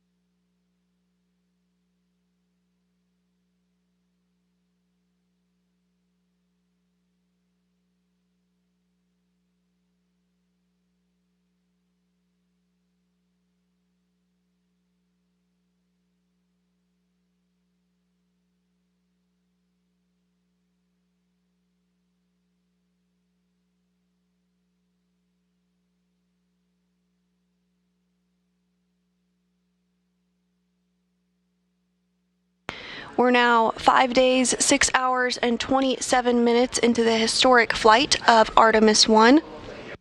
The Orion spacecraft just recently emerged from the backside of the moon after completing the outbound powered flyby. Coming up at MET 5 days, 6 hours, and 52 minutes, which is about 54 minutes after the OPF burnout, Orion is slated to fly extremely close to the Apollo 11 landing site. The Apollo 11 landing site, named Tranquility Base, was where Commander Neil Armstrong and lunar module pilot Buzz Aldrin touched down on July 20th, 1969, 53 years ago.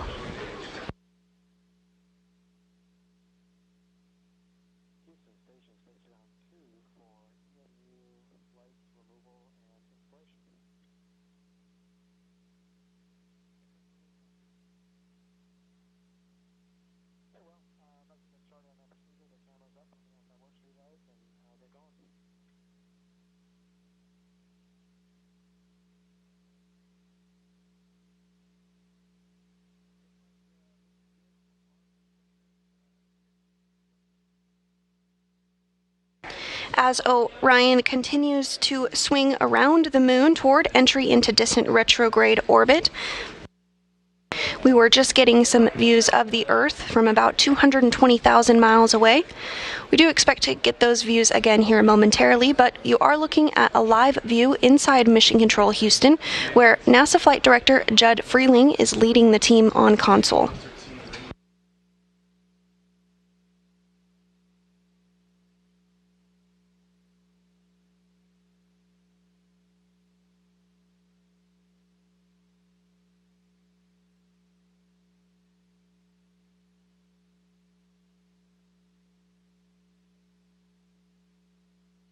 33 minutes ago, Orion completed the outbound powered flyby burn, which lasted 2 minutes and 30 seconds, which sent Orion close enough to the lunar surface to leverage the moon's gravitational force and swing the spacecraft around the moon toward entry into distant retrograde orbit. Next up for Orion will be insertion into distant retrograde orbit, where it will remain for 1/2 long elliptical orbit around the moon. This period will last about days.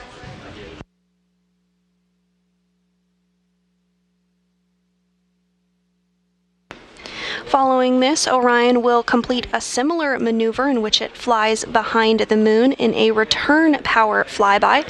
And as you might expect, it's just the opposite of the outbound powered flyby. This maneuver will help put Orion on a trajectory to return back to Earth and splash down in the Pacific Ocean on December 11th.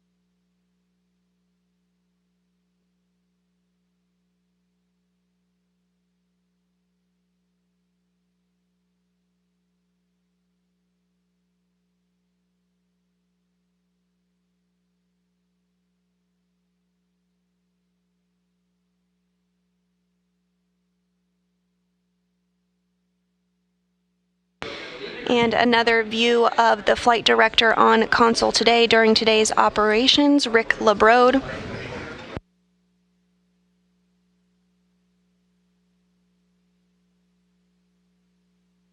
And coming into your view on your screen right there in the red jacket is the Johnson Space Center Center Director, Vanessa Weish.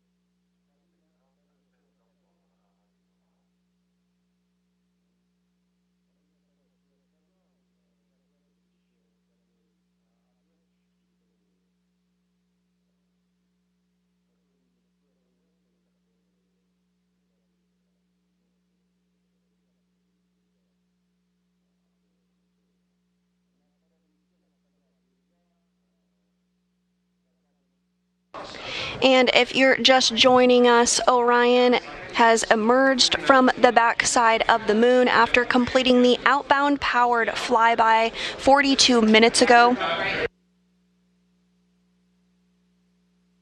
This burn lasted 2 minutes and 30 seconds and sent Orion close enough to the lunar surface to leverage the moon's gravitational force and swing the spacecraft once around the moon toward entry into distant retrograde orbit.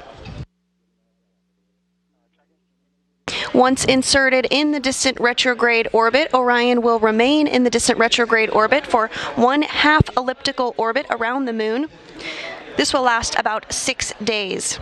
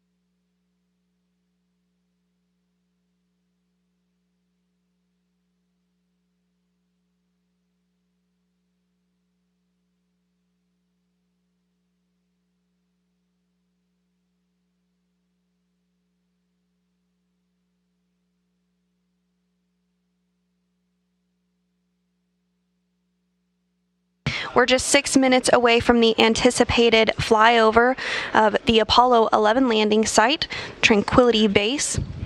We anticipate that flyover to occur at 7:37 a.m. Central. During the flyover, Orion will be 1,384 statute miles above the landing site.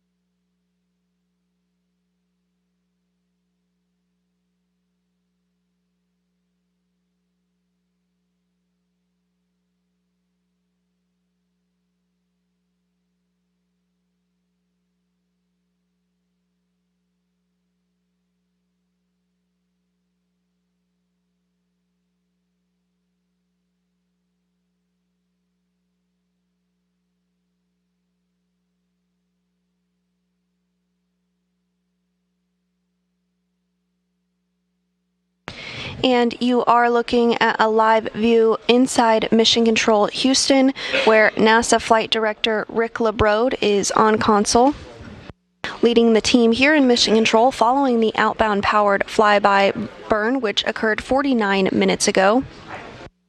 This 2-minute and 30-second burn utilized the Orbital Maneuvering System, or OMS engine, on board the Orion spacecraft, and help set the stage for descent retrograde insertion.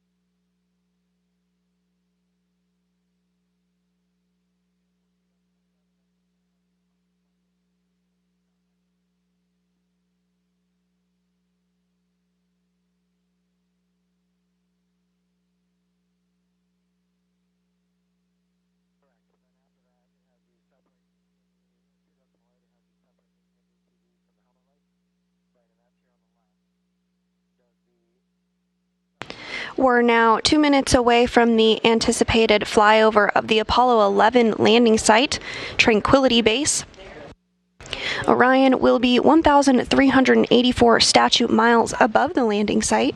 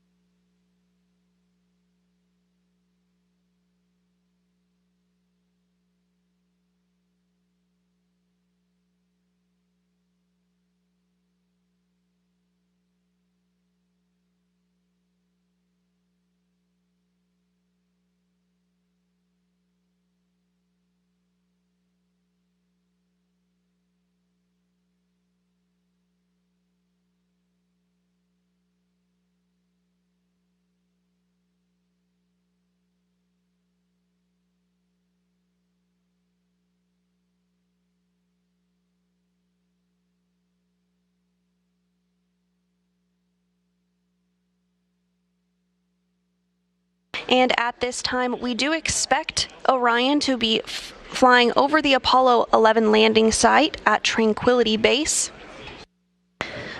Orion is 1,384 statute miles above the landing site.